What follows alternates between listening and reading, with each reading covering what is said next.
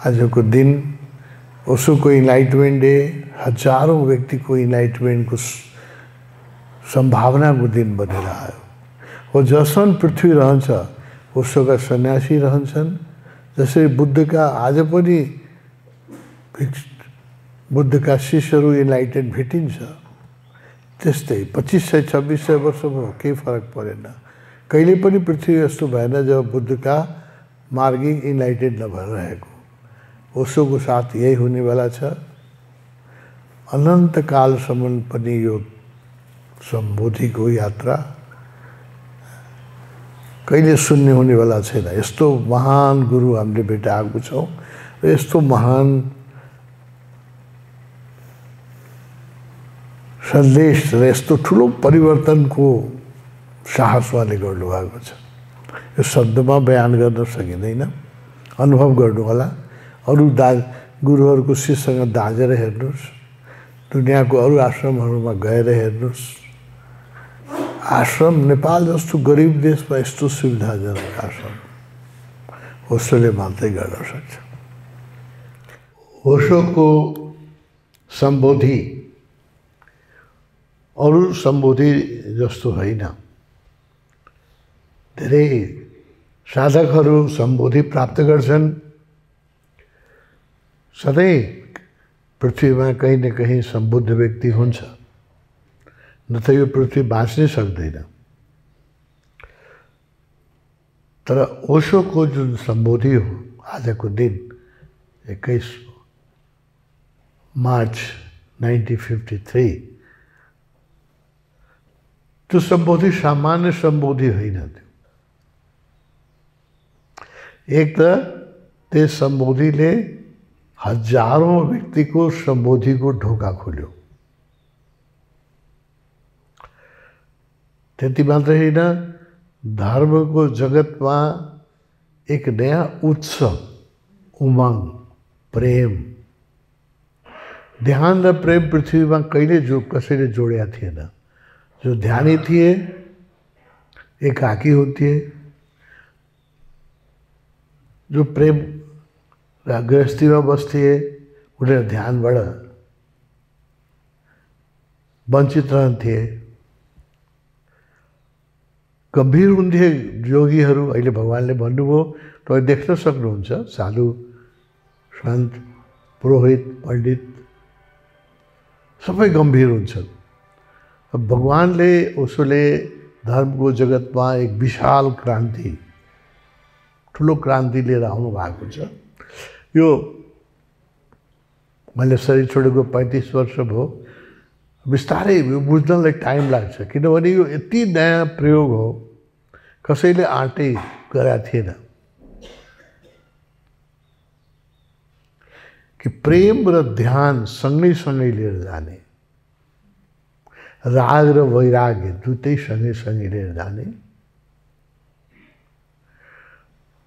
भौतिक सुख सुविधा र आध्यात्मिक उन्नतिमा कुनै बाधा छैन। भगवानले भन्नुभयो, फिजिकली जोगीले जङ्गलमा बस्नु, गुफामा बस्नु आवश्यक छैन, एयर कन्डिसनमा बसेर पनि ध्यान गर्न सक्छ। यो ओशोको एक ऐतिहासिक क्रान्तिकारी जुन परिवर्तन हो धर्मको जगतमा, त्यो अद्वितीय हो र त्यो आजसम्म पनि मान्छेले बुझ्न सकेका छैन। ओशो शरीरमा 58 वर्ष बस्नुभयो। उहाँले शरीर छोडेको पनि 35 वर्ष भइसक्यो। त आज पनि अबुझै हुनुहुन्छ अधिकांश व्यक्तिको लागि ओशोको जुन यो उत्सववादी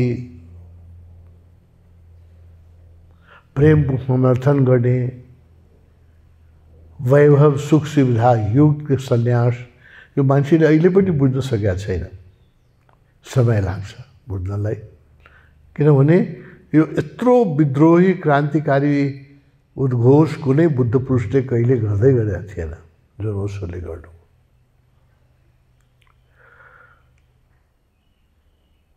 ओशोको बारेमा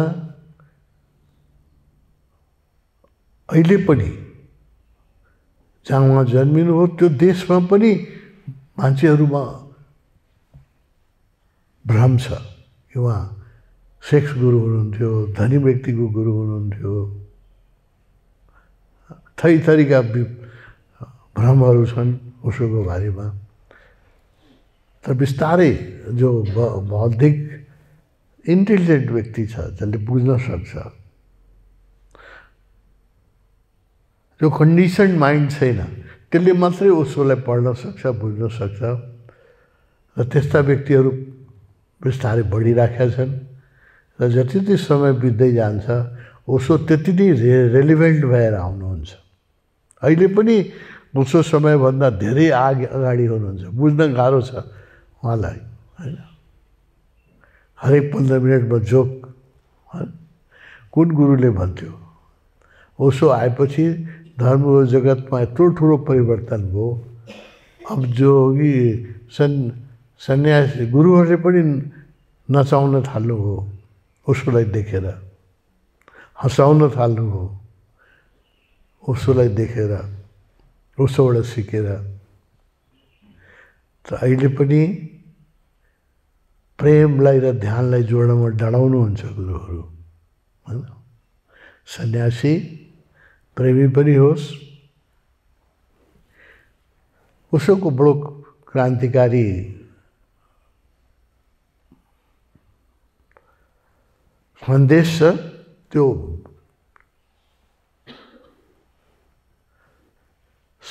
डेथको सेलिब्रेसन अब कसले याद गर्न सक्छ? आफ्नो आफन्त, आफ्नो प्रेमी मर्या छ र आर्यघाटमा हामी नाच्छौँ, होइन? दुनियाँले आश्चर्य गरेर हेर्छ, यो के पागलहरू हो कि क्या, होइन? यो बुझ्नै सक्दैन। हामीले उसोसँग रजनीशपुरमकोमा के बस्न मौका मिल्यो, गजब हुन्थ्यो त्यहाँ। सेपरेसन पार्टी, जब दुई प्रेमी छुट्थे, दुनियाँमा कसैले सोच्न सक्छ?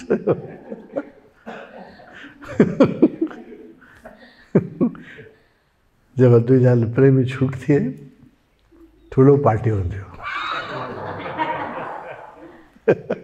कसैले कल्पना पनि गर्न सक्दैन। एकअर्कालाई फुल दिएर, माला दिएर, धन्यवाद दिएर, होइन? यति दिन हामी सँगै बसे, तिमीले यति सुख दियो। मान्छे जब छुट्छन् बडा एकअर्कालाई दोष दिन्छन्, होइन? एकअर्कालाई दुःखको कारण बताउँछन्। तर उसले जो संस्कृति ल्याउनु भयो त्यसमा प्रेमको त उत्सव हुन्थ्यो, डाइभोर्सको पनि उत्सव हुन्थ्यो, जीवनको उत्सव हुन्थ्यो, मृत्युको पनि उत्सव हुन्थ्यो। पुनामा घाटमा जब सन्यासी मर्थे र हामी नाच्थे, अनि वरिपरिका मान्छेहरू अचम्भित हुन्थ्यो। के गरे?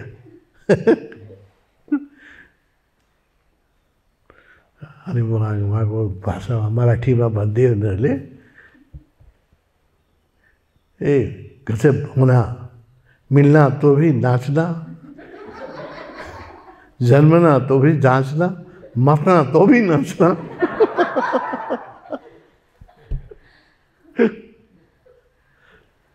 परिकल्पना गर्न नसकेका जीवन दृष्टि उसो ल्याउनु भएको छ र हामी उहाँका सन्देश वाहक छौँ। हामी नेपालमा उहाँको दियोलाई बालिराखेका छौँ।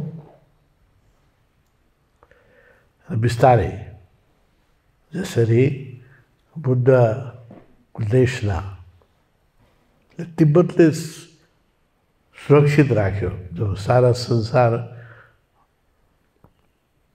बुद्धिज्म मलिन भयो तब पनि तिब्बतले त्यसलाई जोगाएर राखे। त्यस्तै उसको देशलाई हामीले जोगाएर राख्नु छ। जब मनुष्यता अलि इन्टेलिजेन्ट हुन्छ, अलि अनकन्डिसन हुन्छ, विकसित हुन्छ, ओसोलाई बुझ्न सक्छ, ओसोको देशता नेपालबाटै हामी विश्वभरि फैलिन्छ। आइ पनि रहेका छन्, विश्वभरिका मान्छे यहाँ आइरहेका छन्, हामीलाई विश्वभरिमा बोलाइरहेका छ। शिविर लिनलाई दुनियाँभरमा हाम्रा सन्यासी गरेर शिविर लिइरहेका छन्। हाम्रा पुस्तकहरू अहिले ओशोको पुस्तक सबभन्दा बढी प्रकाशित गर्ने ओशो तपोवन नै हो। 220 किताब हामीले छापिसके होइन। सारा विश्वमा ओशोको साहित्य समय अहिले त भगवान्ले भन्नुभयो न कि बहुत अबुझ है। अहिले हामीले धेरै आलोचना सहनुपर्छ, धैर्यपूर्वक बस्नुपर्छ। आउने दिनमा मनुष्यता यति विकसित हुन्छ कि उसले ओशोलाई पुज्छ र नेपाललाई धन्यवाद दिन्छ।